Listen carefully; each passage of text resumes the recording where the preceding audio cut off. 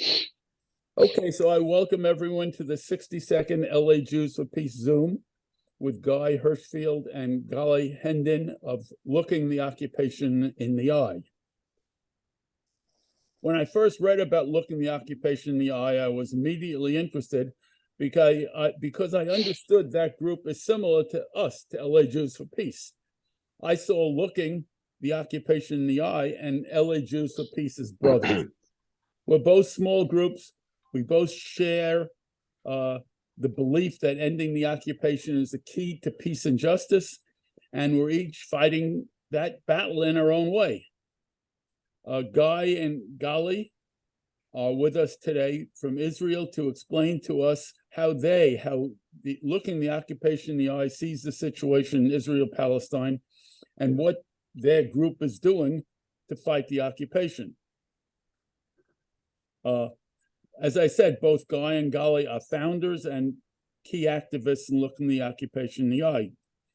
Guy has been a left-wing human rights activist for 15 years, mostly in the South Hebron Hills and the Jordan Valley. Gali is also a human rights and anti-occupation activist in Israel and the West Bank, and she works mostly in the Jordan Valley. And I have a special affinity to Gali because she's a geophysicist and I'm a geologist. Although our specialties are different, we have some sort of a link. Now, I've put a link to an Israeli GoFundMe campaign in the announcement, and I'll put it also in the email that has the links for the recordings. This is a GoFundMe to help support Looking the Occupation in the Eye. So with that, I'm going to give the floor to Guy and Gali, and they will tell us a bit about what they're doing. Okay, I'm going to take the screen to share our presentation. Yeah, let me make you co-host.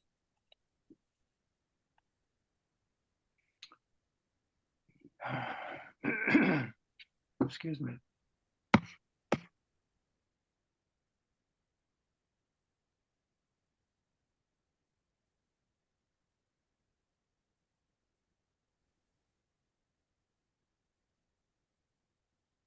Just a second, I'm having a little difficulty here. Where are you located, Gali? In Israel. What part of Israel? I live in Even Yehuda, near Netanya. Even Yehuda. Guy? I live, now I live in Jerusalem. You live in Jerusalem, you said? Yeah. Okay. ברוכים הבאים. ברוכים הנמצאים. תכינו לנו מקום, אולי נצטרך לברוח עוד מעט. טכנולוגיה, כן, מה, ישראל זה לא המקום הכי בטוח ליהודים יותר בעולם? If we get Trump, we might have to run also. So we should meet in Europe. Don't rush too fast. New Zealand, New Zealand.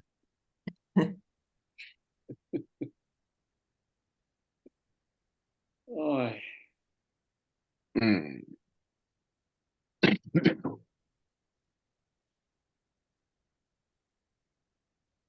Okay, I think both Gali and Guy are co-hosts and you should be able to share. Okay. Got it.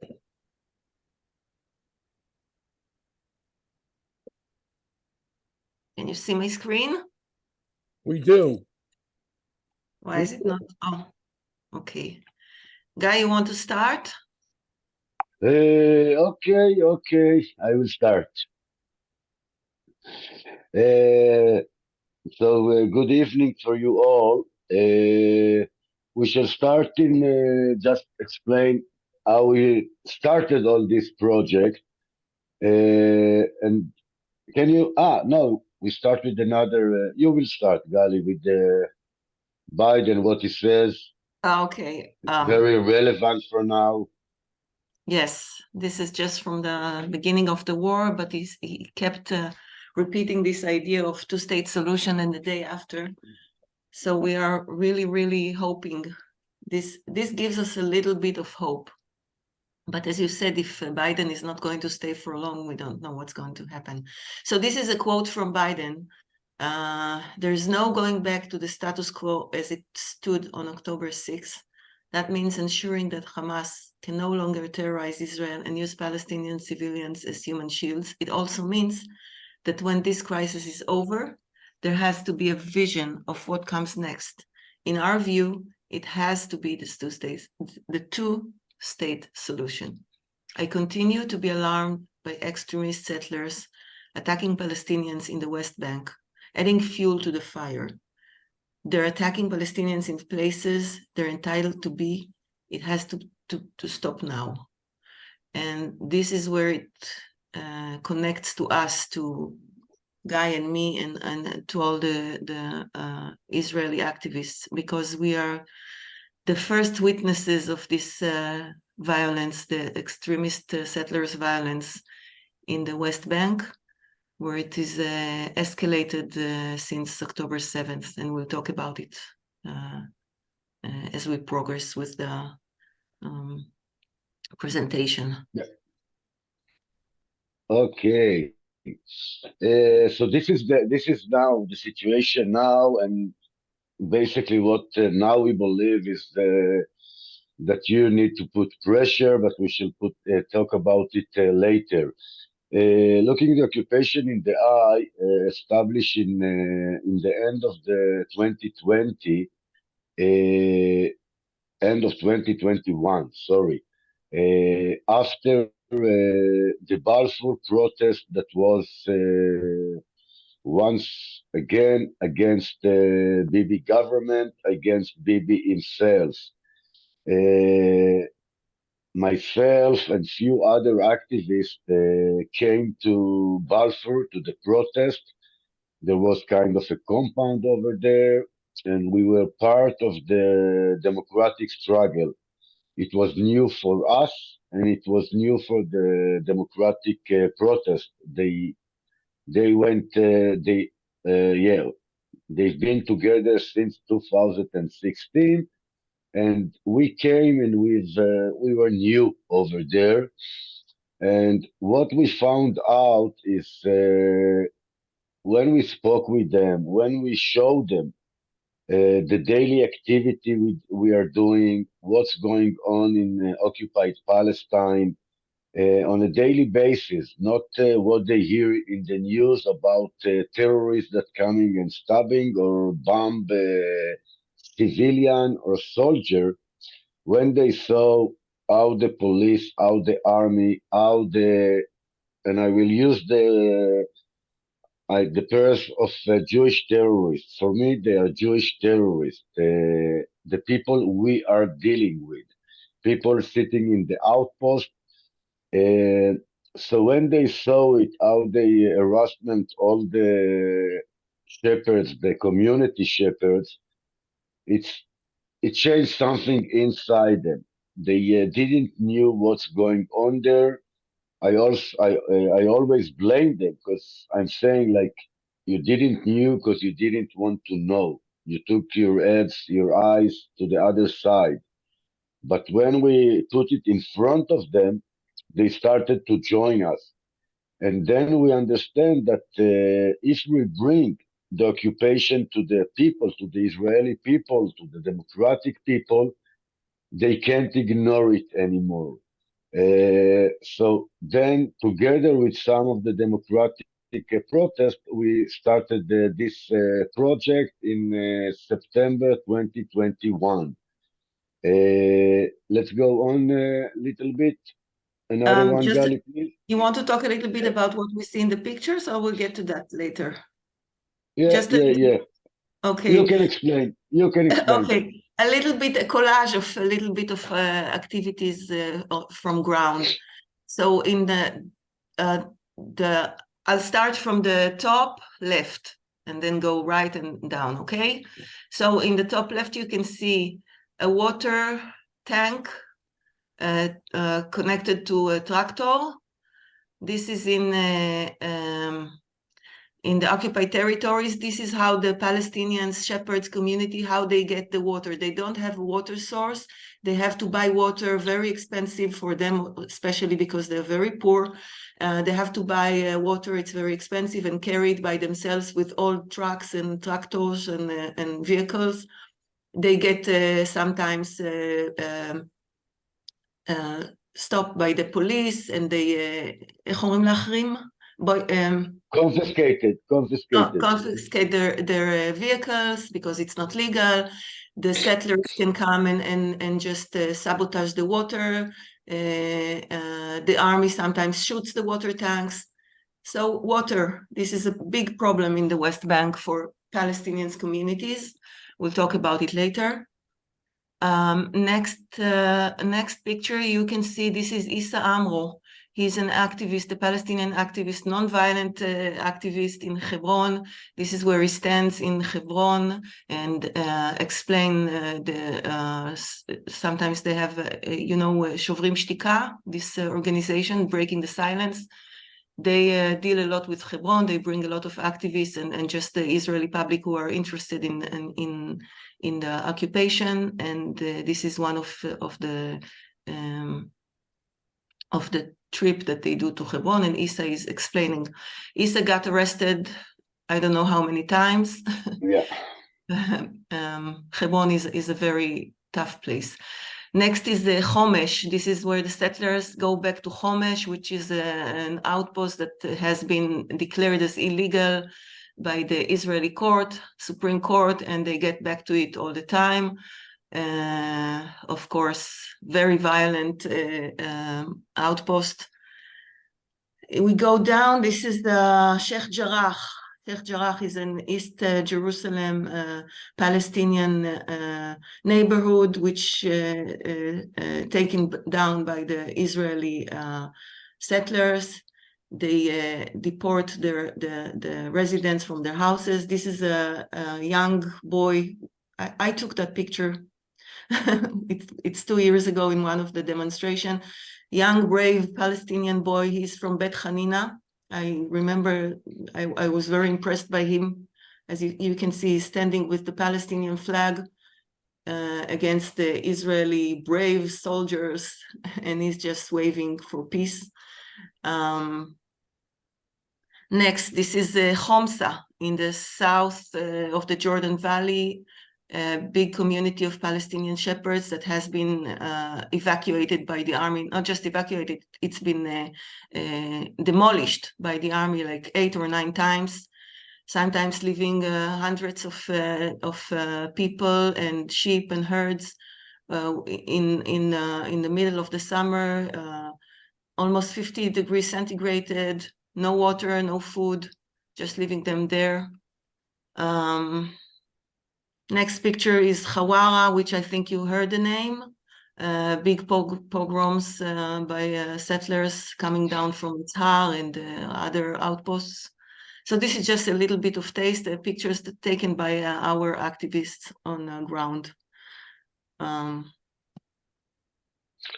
just want to add that Homesh is evacuated a few times, but in the last year, the new government approved for them to come back, and all of against what they promised to the US, and also about Sheikh Jarrah. It's the evacuation there is relying on the law, the Nifsei Niftadim law. I don't know if you know it, but it's something that's saying that if a Jew were living in this house before 48, he can go back to this house, and he's doing it by court. For sure, it's not on the opposite. Palestinians that have a house in Rehavia can't ask for his house again. But this is the laws in Israel. Yep. Not only apartheid all over. Yeah. Okay, so as Guy said, look, in the occupation in the eye was founded September 2021 We're a group of Israeli activists from Balfour and from human rights activists that joined together and decided to bring the harsh reality of occupation to the Israeli public. As Guy said, they don't always want to listen. They turn their head away. Some of them do listen and are really in a shock because what they hear about occupation and Palestinians is what they hear on the news, in the media, and it's not always the truth. And those who don't want to see, they're really mad at us because it's like we're putting a mirror in front of them. I told Guy that once in the Holocaust Memorial Day in Israel, few years ago, I watched a movie on TV, and I can't find it. I don't know why. I don't even remember how it's called. It showed the residents of the town Auschwitz in Poland, the Polish residents. They are taken to a tour in Auschwitz just after the war was ended, and they show them everything that was going on in their backyard, and they are shocked. They cannot talk. But where they have been in the past 5 years, where the smoke was going from the chimneys, where the smell, the yelling, the crying, it's just like the Israeli public. They close their ears, they shut their eyes. They don't want to know about it. It's too painful for them.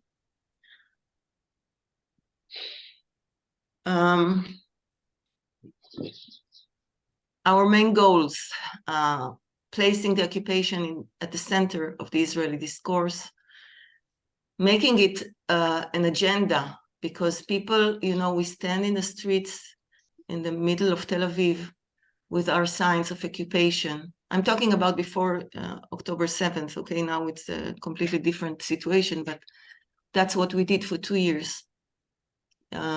And people were just saying, what is occupation, especially the young generation? Raise the consciousness about the harsh reality of the occupied territories. Protect human rights of Palestinians in the occupied territories. We try to, not always succeeding. Demand international pressure on the Israeli government to stop the occupation. This is something that we understood in looking the occupation in the eye, because we are facing the Israeli public. We know that there is a little bit of hope that the internal forces in Israel would do any change, because occupation, it's like they have gotten used to it. It's like the reality. Nobody wants to make a change. And we understand that we need some international pressure. And I want to add that because we are not official NGO, we are activists. We are people that working on the ground. We are not. We are less officials. We really bring it to their eyes with no filters. And it's really hard for the Israeli to see it. Until 7/10, we had the compound every Thursday in Tel Aviv. And we put also videos of things that, first of all, what we see and what we document, and also what we collect on the social media and on the media. And it's really things that the Israeli don't see. And you can see they don't believe those things are happening in their neighbors, because there is a very big brainwashing from the media, from the government, and it's very important to bring it directly to the public. There is no other way they can see it, and we're talking about 2023 now, that they can see everything, but they really don't want to see it. So it was really important, and we saw how we growing up until 7/10, and just yesterday we came back kind of officially to the streets and to the protest, and we shall also speak about it later. So these are pictures from the Tel Aviv protest before October 7th. where we joined the democracy protests in Kaplan. Yeah. So activities in Israel, weekly protest in Tel Aviv, demonstration in the main junctions and bridges. We had signs on bridges all over Israel every week as the protest area in Tel Aviv, also in Kaplan, where we stood for 2 years until October 7th. Activities within the anti-occupation bloc as part of the demonstration against the reform of the judicial system. This is what we see in the picture. And media activity on social networks. We work very hard in the social networks, Facebook, Instagram, Twitter, wherever, trying to get to the press, but the Israeli conventional press is not really in favor of us. And we can see that because it was something new, it was kind of refreshing the left-wing organization, NGO, that for us are very polite, official, and we succeed to take them and to take the public to see and speak more about the occupation. And again, the daily things, the daily crimes that Israel doing in all kind of way every day, it was really growing. We really grow until 7/10. We saw it especially in Tel Aviv protest. We were afraid in the beginning because it's not the first time that we are joining to the democratic struggle. And every time, I think it's since 2011, that they were saying it's not the time and not the place to deal with the occupation, come to us later. And I think Kaplan, it was the first time that the anti-occupation bloc came from the first Saturday. And we grow up really big over there, and we saw that the public is more open to accept us. And the problem was, and it's still, that the leader of the protest, the democratic struggle, they afraid from us. They afraid that if we shall be there, soft right-wing people won't join the protest. I think deep inside, they know it's not the truth, but it's something that we have to deal with it all the time, that the center, that most of them are left wing, but they are afraid to lose the right wing. And we are saying, let's lose the few hundreds, few thousand even of the right wing people and go closer to the 48 Arabs. First of all, because this is the right thing to do, and second, if we shall encourage the 48 Arabs to join us, and even if 50% of them are democratic, the number is getting much better for the next election. I still hope it will happen soon. Yes, there was some.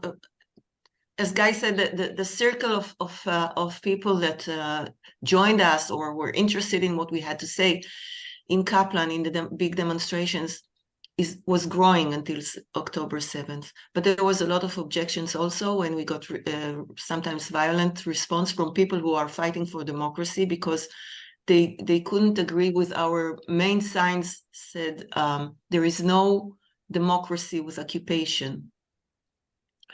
And we were trying to explain to them that the root, I think they know, but deep in their heart, this guy said, the root of what is happening, the judicial revolution and is in the root of all this is the occupation is like 56 years of occupation and Nakba before that, and the state of Israel can never be liberated with the occupation, not just because of the Palestinians, because of the Israeli public, and the way that the Tzionut Datit, how do you say ציונות דתית? The religious party, the extreme right-wing religious party, religious Zionist. took over the state of Israel, struggled them. This is what we have, and in the root of all that stands the occupation. Activity. We'll go back to the presentation. And the activities our activities in the occupied territories, because most of us are also activists on ground. We escort, protect, and support Palestinian shepherds communities. We help protect and prevent deportation Palestinians from their land in sea area, standing against the settlers. Guy? Just a second, a small before. There is a war about the land in Area C. Area C is the reserve land for the Palestinian state. And there is Tochnit Ha'achraa of Smotrich, and Zambis also talking about it. It's to make ethnic cleansing of the shepherds community in Area C. It's started decades ago, but since 12, 15 years, they started with the outpost. They found out that to put a couple of young terrorists with a flock of sheep or cows, and they can take over thousands of dunam. So this was, and today there is something like 160 outposts that they are even illegal by the Israeli law. And the purpose is taking over the land and to clean the area from non-Jewish people. There is no nice way to say it. And this is kind of the beginning for what we are doing on the ground. For you, Gali. Yeah, this is the background. Are you familiar with this terms Area C, Area A, B from Oslo Agreement?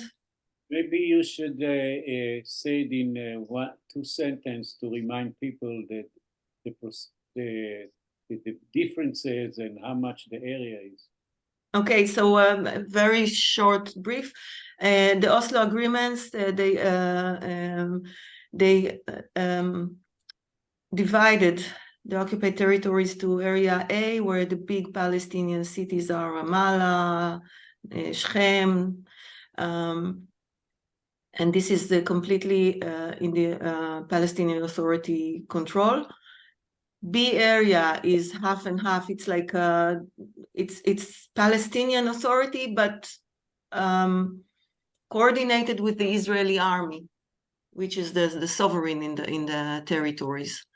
And C area is like Guy said, it's the potential of the Palestinian state. Most of the Palestinian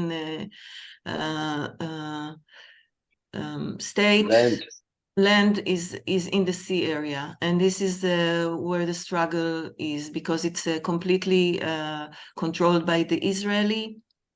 The army is the sovereign there, and this is where we call it apartheid. People don't like the term, but this is what happens, because in the sea area there are Palestinians and settlers, Jewish settlers, which are of course by international law is forbidden for occupying a state to put her own citizen in the occupied territories. But this is what happens.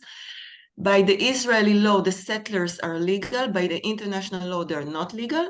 And the outposts, which are extreme settlers, terror nests, as Guy call it, they are not even legal by the Israeli law. And this is where the problem starts. This is what the extreme right-wing government is doing, is supporting and back up the outposts in the sea area. As Guy explained, they can take like a small family to a young couple, usually religious, with a herd of sheep, and they are terrorizing the area around them, making all the Palestinians communities, the shepherds community, which are very poor and weak, live under terror, water prevention, and we'll talk about it.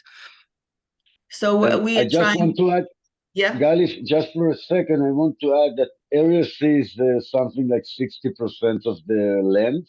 yeah, And especially in the Jordan Valley, because we're working there, there is 100,000 Palestinians living in the Jordan Valley, including Jericho, and there are 10,000 Jewish in the Jordan Valley. The Palestinians prohibit to go to 90% of the land if it's fire zone, it's not 54% of the Jordan Valley, natural reserve settlements, army bases. So totally 90% of the land are prohibited for the Palestinians, but they are 90% of the population there. So there is no other word to describe it than apartheid. yeah. Apartheid also because the Jewish settlers in the sea area are under the Israeli law. They are protected by the Israeli law. The Palestinians are subjected to the army there, and the army can do whatever they want. It's like they don't even have to, they have the army court, which can even kill, איך אומרים, הוצאה להורג? Execution. Execute. Yes, they have even the right to execute Palestinian prisoners and it happened. So we are trying to stand against the hostility of the Israeli army, police, and settlers, and protect their basic rights as water prevention, housing demolitions, etc. The right to make a living. And we also we some more activities that we do in the territories. We help them fix sabotage infrastructure. For example, I'll show you in the pictures later.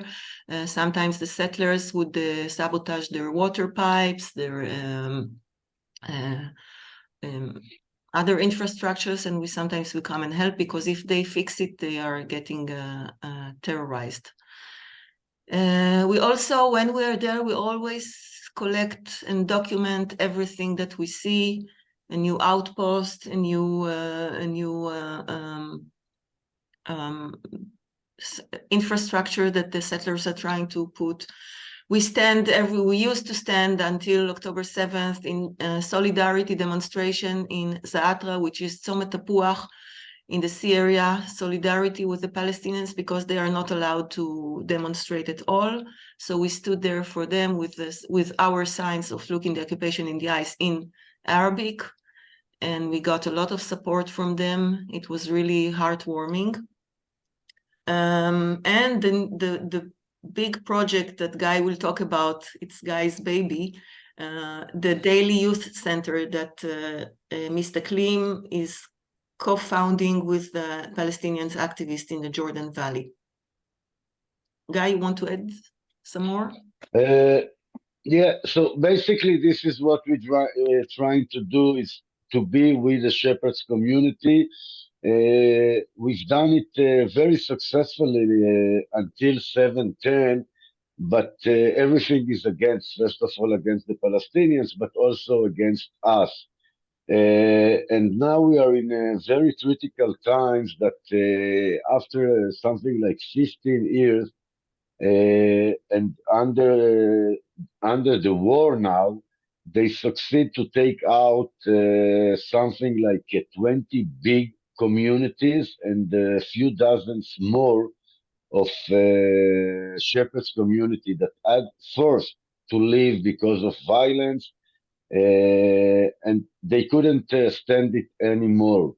And we're talking again about something like in our area, including Binyamin area, we're talking about something like 200,000 dunam that they claimed in the last year and a half from non-Jewish people. We need to understand they make them leave the lands that Israel put them. Most of the community, the shepherds community, are Bedouin that they were forced to leave Israel, most of them from Be'er Sheva and Arad, and they were forced to live back in the 70s. And Israel put them in those places. And now they had to run away, and they going closer to the big villages nearby, and it's the end of this traditional way of life because they don't have grazing land. Most of the agriculture land was again took over by the terrorists, by the state, and they're kind of the soldier in the front of the two-state solution. If they, after they will go, and we're talking about, I think that there is more few months that if the settlers, the terrorists, the Israeli government will succeed with their plan, there is it will be very very hard to go back and still even think about the two-state solution.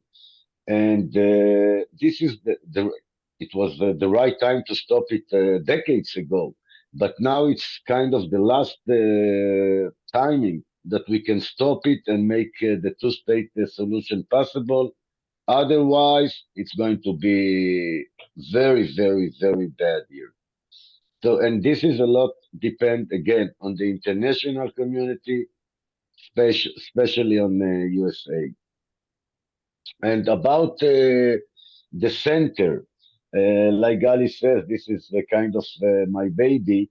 It's a project that we are trying to do, we start to do with the Palestinians activists. It's not easy, especially for them, because it's also some of the Palestinians consider it as a tatbiya, it's a normalization with Israel. But we got permits even by the PA unofficially to establish it. It's a center that we put the caravan on just before 7:10 on first day 5 of October.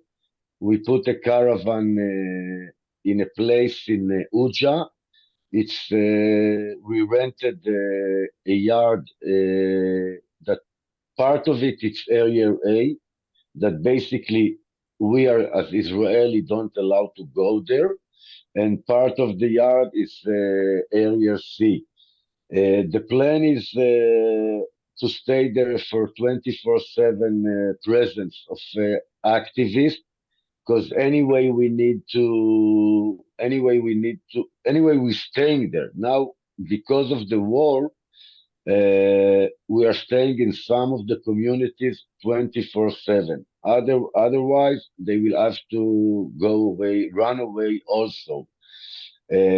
So this is one main goal of this center, and also together with the Palestinians activists to start some education program for the children in the afternoon. Again, it's something very unique because it's a joint project, and hopefully we shall continue with it. It's not going to be easy, and there is a lot of power people, groups that will try to stop it. Just in the first big working day, we worked for a few hours over there. The army was observing us all the time. And just before we were planning to leave, there was kind of a raid against us, something like 50 soldiers and the policemen came. And it was really like, I don't know, it was, for me, I was shocked that they brought so many power to stop us, and it was just to make us scared. Don't do it. Don't deal with it. It's area A. They detained arrested one of the activists, and we are calling the army and the police few times a day about attacks against the Palestinians. They never do nothing. And here, some peaceful activists human rights activist trying to do the right thing for me, but something quiet, peaceful, and there was a lot of soldiers. We can send you after it some videos. Gali have it also, but we shall continue with it. And like all this project, we need international support to keep it running.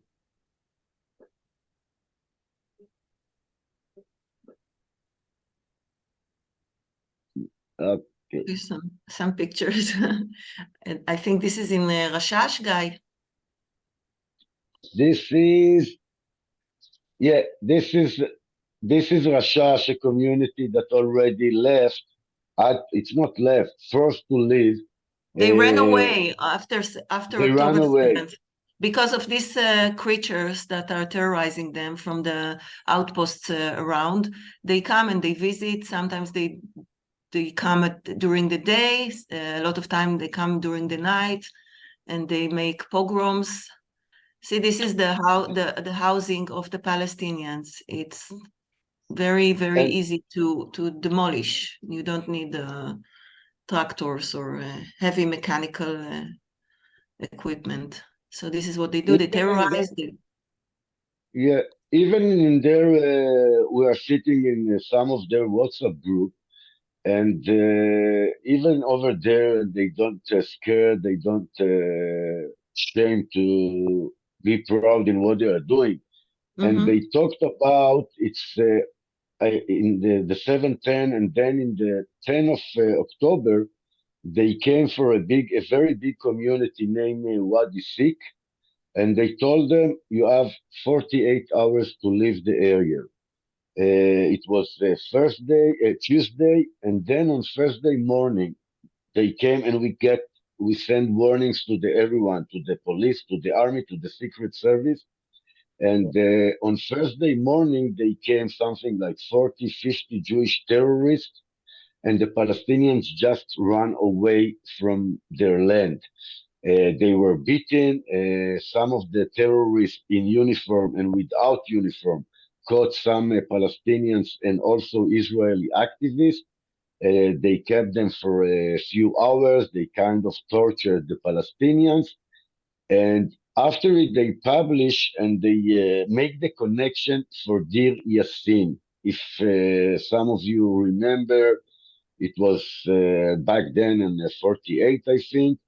And it was an example that you are coming to the first place, you are very brutal, and then all the surrounding community understand the message.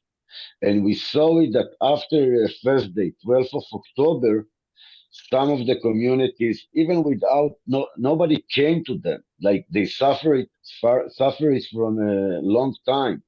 But after they saw what's happened in Wadi Sik, they packed their belongings and they left the area. So this was with Rashash also, because we've been with them 24/7. We protected them and we succeed in that. But they kind of understand and they said, that's it, we give up. So it was really brutal in Wadi Sik. You can you can look in just Google it, and you will see the story there.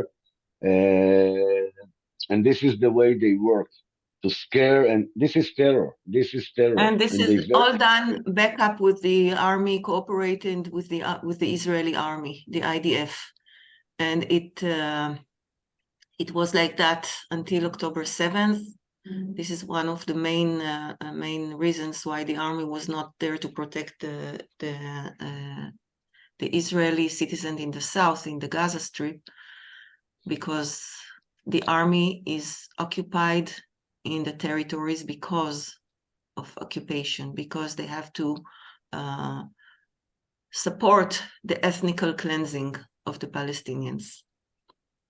The army is basically part of it, especially after 7/10, that they recruit the terrorists, and now they put them on uniform and gave them American weapons. And we saw terrorists that we know as civilians. Now we see them coming with uniform, and kind of they are the authority. So it was increased, the violence and everything really increased after 7/10. And we saw small steps of the states that they collect some long rifles, the M16, the American rifles. But again, it's not enough. And Israel, like we all know, is lying and bullshitting the state. Yeah, and we need to stop it. We have also international activities, as we said, where we believe that the help will come from international pressure. So we appeal to the international communities, diplomats, political leaders, human rights organizations. We wrote letters, petitions. We now had a petition running for return of the shepherds community that fled the sea area during the war. We have a monthly newsletter report reporting from activists' point of view. We have an international group looking the occupation in the eye. Most of the activists are in New York, but also in Berlin, a little bit Los Angeles, San Francisco, London. Before October 7th, they were participating in the demonstrations with our T-shirts and signs, etc. Now it's a little bit different. And we have fundraising campaign to support our activities. Some more pictures. These are the, on the top left, army are cooperating with the, this is one of the, I think it's also in Rashash, Guy, where is it? Can you The first one, with the soldiers, with the soldiers on the top. With the soldiers, it's from Ein El Khilwe. It's in the north of the Jordan Valley, and this is important because it's very, very hot area. And what they done, again, the terrorists in uniform and without uniform in the last 3-4 years, is to take over the water springs.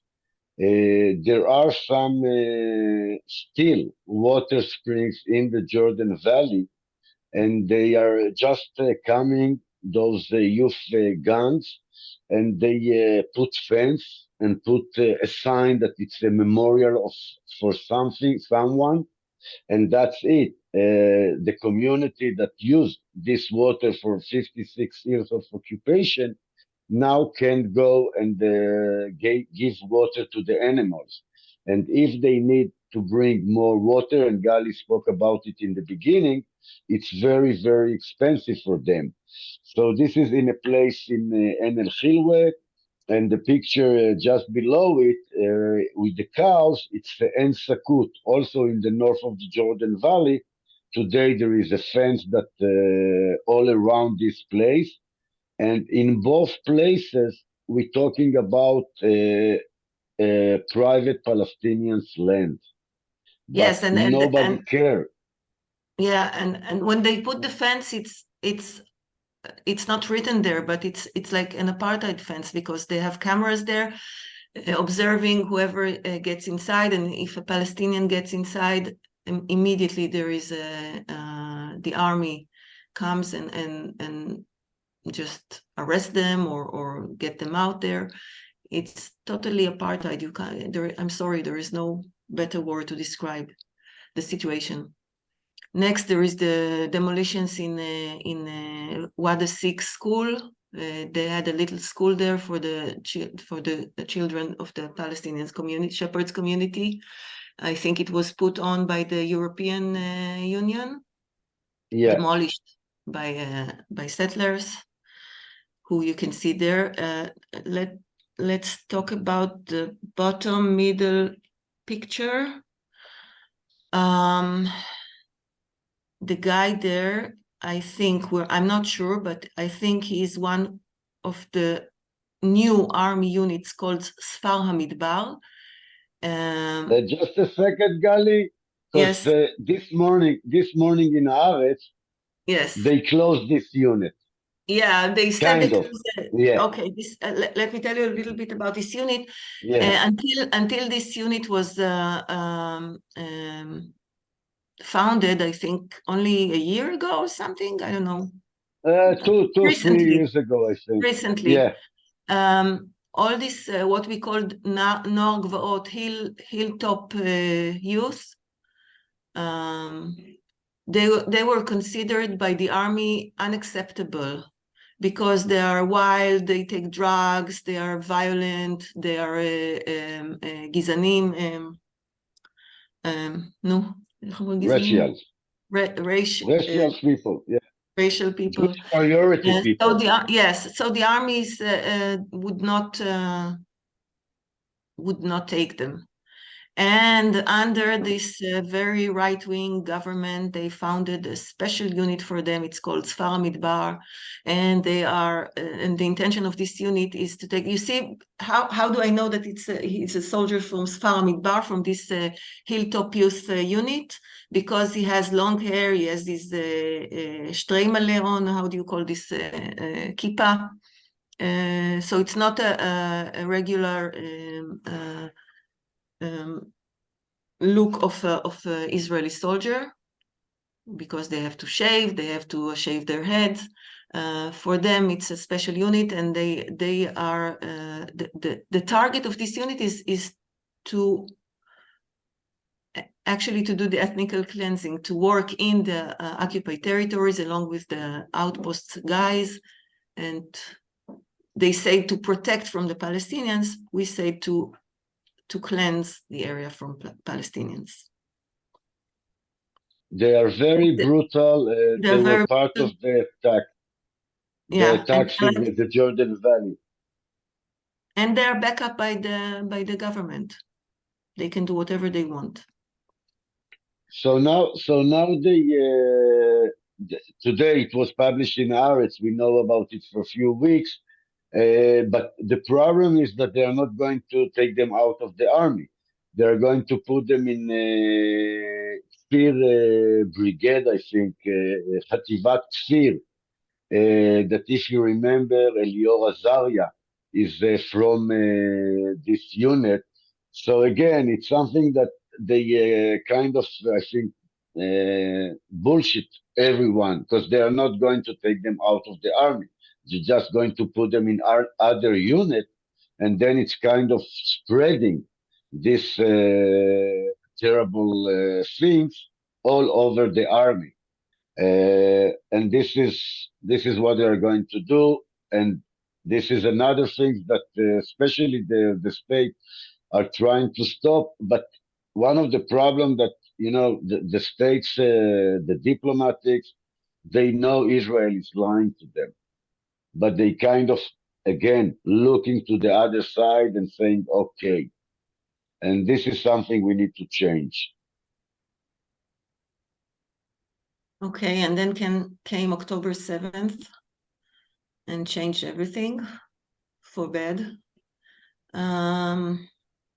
As we said before, and it's a fact that the army was occupied in the West Bank. This is why in the Gaza Strip they were they were not protected, and the settlers and the army, they are taking advantage of the situation in where all the focus is in the south and the north of Israel. They are taking advantage, like under the radar, and trying to enhance the process of ethnic cleansing in the West Bank. So since October 7th, I think the number is not even relevant anymore. I think it's more, because just yesterday there were some more killings. 278 Palestinians were killed in the West Bank. Children, attacks, communities were expelled by settlers. Whatever was done before is enhanced. It's like on occupation steroids. Yes, that's what we call it. This is the picture of a settler hitting an Israeli Jewish Israeli activists. There are also attacks on activists. We're not protected. Sometimes we go on activities and we see the settlers coming, and we immediately call the police, the army, whoever can come and help us, because we know they're very violent, and they think we are even worse than the Israelis, even worse than the Palestinians, because we are traitors of our own people. So they are violent towards us also. The police and the army, needless to say, are not really in a hurry to come and help us.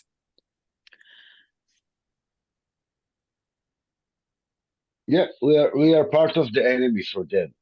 Yeah, we are worse than the Palestinians, because the Palestinians are their enemy, but we are the inside enemy. That's how they see us. Demolitions from the air. There was a community there. This is in Binyamin area. It's Rashash.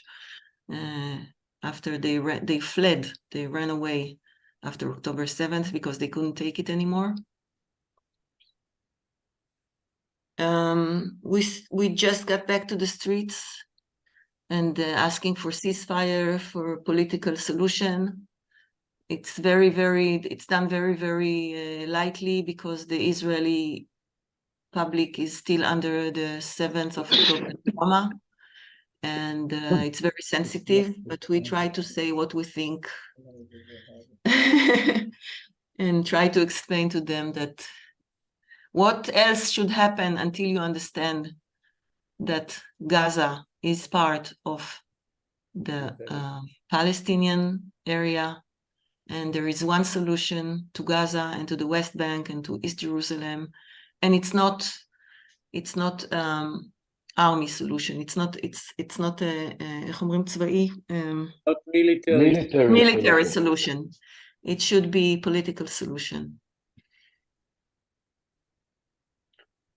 We have some more. If we have time, we can show you some more movies of violence, of attacks, of I don't know if we have enough time.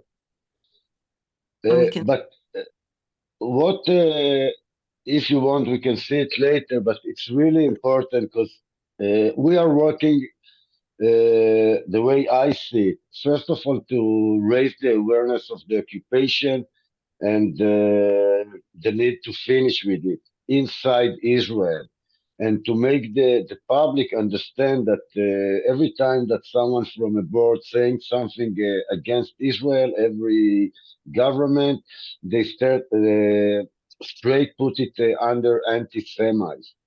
And it's very important. So we are trying to make the awareness and make them understand that the pressure will come at the end, and kind of prepare the Israeli public. It's part of what we are doing. But most of us believe that the solution is not going to come until the international communities will decide to put end to it. And this is the place that we're trying to approach communities, people like you, to make more pressure, to be less polite to your Senate, the parliament member. I don't know exactly how it's work over there, because the Jewish community have a lot of power back in the States. We all know it. And I'm saying all the time, first of all, thank you for your support. But it can be that you give us something like $4 billion every year, and now it's much more. And you're sending us weapons, and you're putting the veto in the voting in the UN, and you don't demand from us nothing. Nothing. Israel is lying to the States for decades, and the people in the White House know it. And it's time to stop it, because otherwise, again, it's the end of the two-state solution, and it will take us to a very bad places. So it's very simple, and there is diplomatic and a nice way to say it. But Israel is lying all the time. Israel doing whatever she wants, and the U.S. support her, and we're doing everything with the American weapons and with the American money. And we need to stop it. We need just to stop it, and to, I don't know, in every way we can do it, because again, the state is the most support, and we have Persian Hebrew Chibuk Dov, that this 100% at the end will be against all of us, the Americans and the Israelis. So, and Biden have just another year. I hope to see after Christmas and the Sylvester, after the New Year, a change in the American policy in the Middle East. And I think you, as a Jewish, have to try to make it quicker and stronger against Israel. This is the money time for this solution and this time. Otherwise, they will clean the area, and it will be no way to come back, to go back. Not only they clean the area, now they plan, the war, it can go on forever because it saves Bibi's ass, if I might say so. Yeah. Bibi has no interest to end this war, and they're talking about, I hear that the future will be in few months, they will normalize the situation in Gaza, that it would be like the West Bank. The army will be there and keep the security there, and the settlers are dreaming about coming back to rebuilding Gush Katif, and they're already selling units there for a living. So they think about the settlers and the government. They look at it as another occupation. We occupied Gaza back, and this is of course an impossible dream.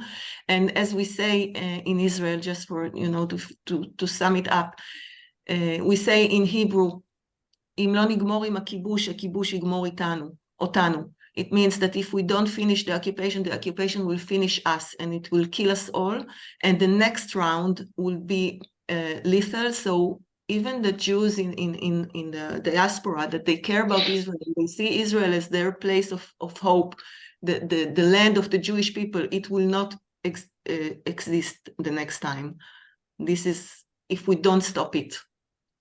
So there has to be a solution, and as we see military solutions, violent solutions are no solutions. They just make things worse, because every time it gets worse and worse and worse. Oh. Very optimistic. Hey, Okay, should we go to, thank you very much. Should we go to some Q&A? I just want to show you what we have here. You see? Yeah. Yeah. We copy from you.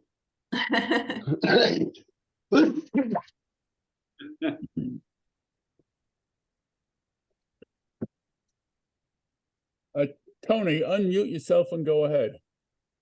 Okay, who are your allies within Israel? For example, do you work closely with 972, for example? Do you work with any other organizations that are trying to teach Israelis about the true history of what's going on? Who are your allies? We working with 972, more with the Hebrew version of it. It's a Sicha Mekomit. We also in the anti-occupation bloc, we're working with all the organization, but I'm not political and I'm not polite. There is no really left and no really human rights organization in Israel. Like on the ground, I'm talking about with activists. There is young radical groups in Tel Aviv and Jerusalem. We're working with them. We just went back to the street on Saturday. And we also now working with the B'Tselem sometimes, going out together to the ground. And we, as our group, going to not school like Mechina. It's people before, kids before, youth before the army. we are willing to work with everyone, but again, I will tell you the truth. The human rights market activist groups are not really in the good time, and most of them are not working on the ground. This is the difference between us, between them and us. Breaking the silence, taking tours to most of it to Hebron and southeast of Hebron, Combats for Peace doing some project, but they are not activists on the ground the way we are doing. And in other places, we're trying to work with everyone, but because we are not official, not polite, it's sometimes hard for them to work with us because we don't have a board, and we are really independent. We are And all it's volunteers. little bit. We're all volunteers. We have no budgets or whatever. Can you put your website into the chat so we can follow up with it? Yeah. It's mistaklim.org, but we shall send it. And we have it in Hebrew and English. We have Facebook now, it's in Hebrew. We have Twitter in Hebrew and English. But mistaklim.org, it's a very good place to understand and see the occupation in another way.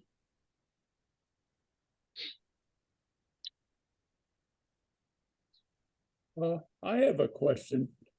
Both of you have spoken about a two-state solution, and there are a couple of us on this call who really believe in the two-state solution, and there are others on this call who think it's impossible. And that's sort of a strong feeling in the United States. So my question to you is, both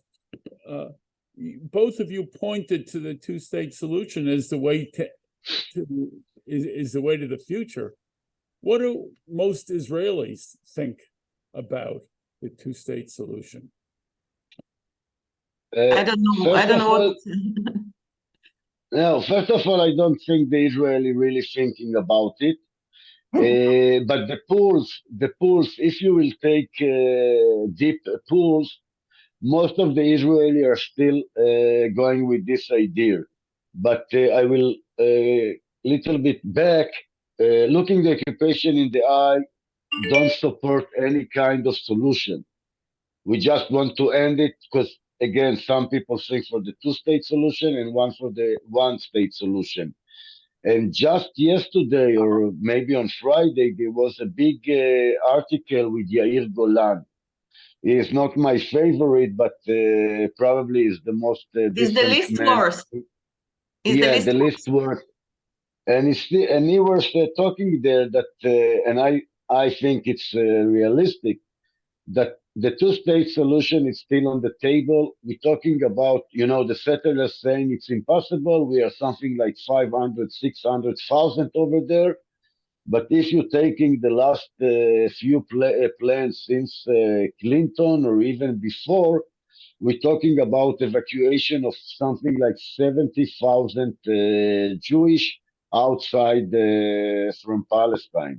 Because in all the plans we're talking about to leave the free majority of Gush Etzion, Ma'ale Domim, Ariel, and to give them territory in Gaza Strip. So it's still possible, and I think the Israeli, they are all the time saying like, we want to do it, but we have no one to speak with. But if the commander wind, Ruach HaMfaked, will change, most of the Israeli, I believe, want to live in peace. And this is the government, the Israeli government, to make it impossible. And this is another thing that I'm saying to diplomats and journalists from Europe and the state that I'm meeting, like, your government is supporting the two-state solution from one side, but you support 100% a government that doing everything to prevent this solution. So we need to change it. Yeah. By the way, regarding the two-state solution and its possibilities, I really recommend, I suggest that you will invite to a Zoom meeting, a Zoom lecture, actually, Dr. Shaul Arieli. Have you heard about him? Yeah, Yossi, he's an expert. He's an expert on the conflict. Also was in the army for many years, and is really, really brilliant. And he will, he's talking facts, not just feelings. So if you want to, I can make the connection and ask you to talk about the conflict and the solutions, the way to also about the war in Gaza. He was a colonel in Gaza many years ago, and he knows the area, he knows the situation. And so this is my suggestion. Let me know if you. I have a question. Yes. go ahead, Yossi. Yeah, you talked a lot about before October 7, before October. How's your activity now? Because the animosity inside the Israeli Jewish community is so extreme. Like, I know I have some people that I cannot talk about anything right now. They're so outrageous. So how it's affect your work right now due to So what's... for me personally, my family was I have a son in the in the army now. I mean, he's in Miluim, and they asked me to stop going to the territories after October 7th because of my personal security. And I did stop for a few weeks, and now I returned because I think we should be there. I cannot let the settlers light another fire in the territories. And we do it, as I said, slowly, step by step. We started going back to the streets. For the first few weeks, I was demonstrating with the families of the hostages. I still do, because this is very sad, and it's my agenda now. Yeah.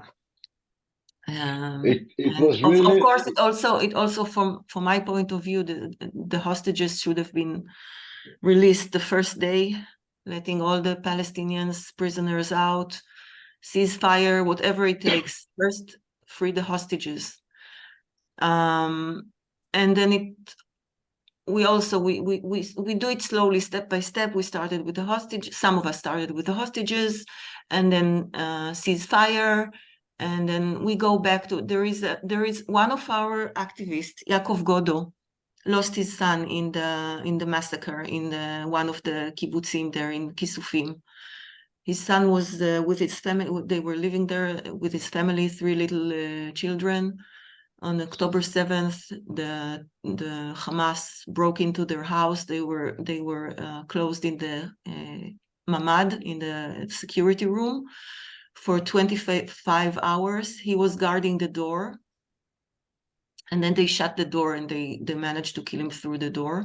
The wife and the 3 little daughters, they jumped out of the windows and they saved themselves, but he was dead. And his father, Yaakov Godo, is one of our activists. He after he came, he got up from the Shiva. He founded with another family of victims, Protestant, in front of the Knesset in Jerusalem, and they are there for 24/7. They live there. We're just not seeing and some people join them, but still it's not they're not talking about occupation yet. They're just protesting against the government, and Bibi should be gone. But I think slowly people will go back to this. It's very sensitive. It's very painful for everyone. There is not a single house in Israel who's not been traumatized. But we have to remember that the occupation is the source of all this. And it was really tough in the beginning to go out, because we need to remember that now the police is officially banned, the police. And we suffer from a lot. I'm doing it for 15 years. It never was like this. The brutality and the violence of the police inside Israel. I'm not talking about the occupied territories. We were scared to go there. Some of us went all the time, but also inside Israel, when protest, we suffer from a lot of violence, physical violence. It was really tough. They tried to make us very clear that they are not going to let us be on the street. Now we're going back again, slowly to the streets, and we hope it will be okay. In Jerusalem, we're still afraid to go against the wall. In Tel Aviv, it's a little bit better. But it was really dangerous, scary, and a lot of violence against us. And yeah, also from the public, but more from the official power of the police and the army.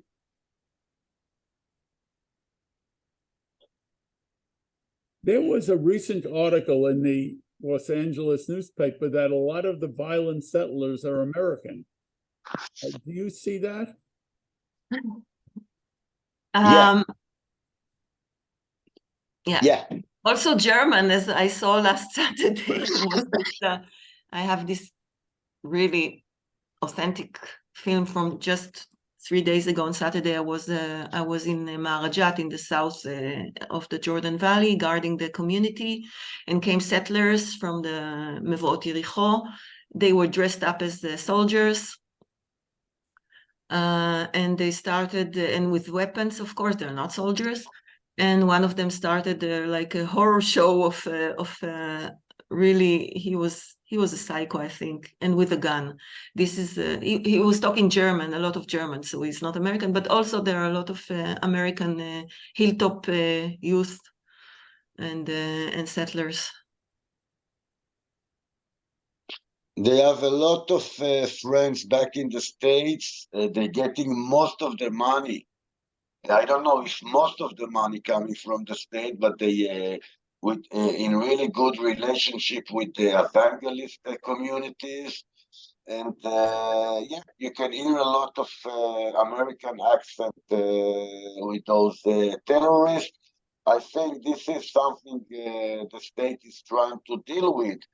But then I'm saying, like, to prevent from them to go back to even not the American citizens, but not let those terrorists to go to inside the States or inside Europe. Germany and France also said something about it, but it's nothing, because then you know, you keep us you keep them here, and it's much worse. It will be better if you will take them.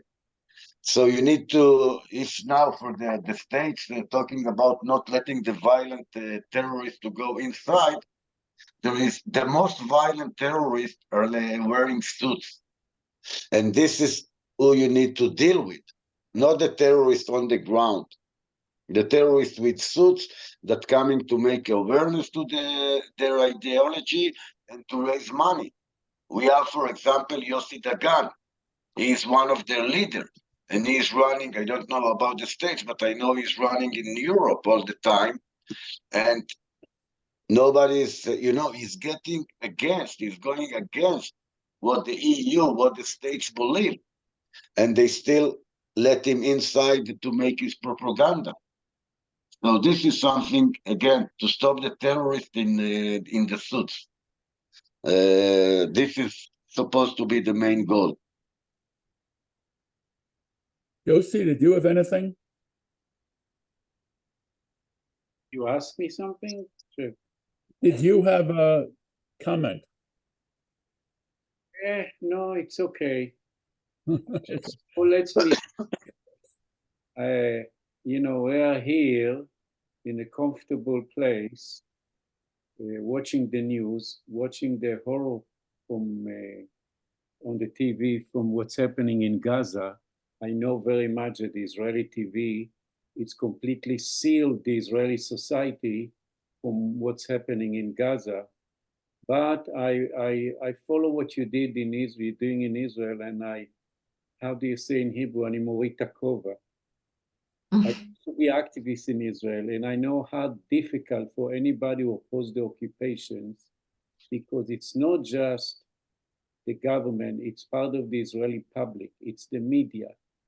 it's the incitement against people who speak for human rights.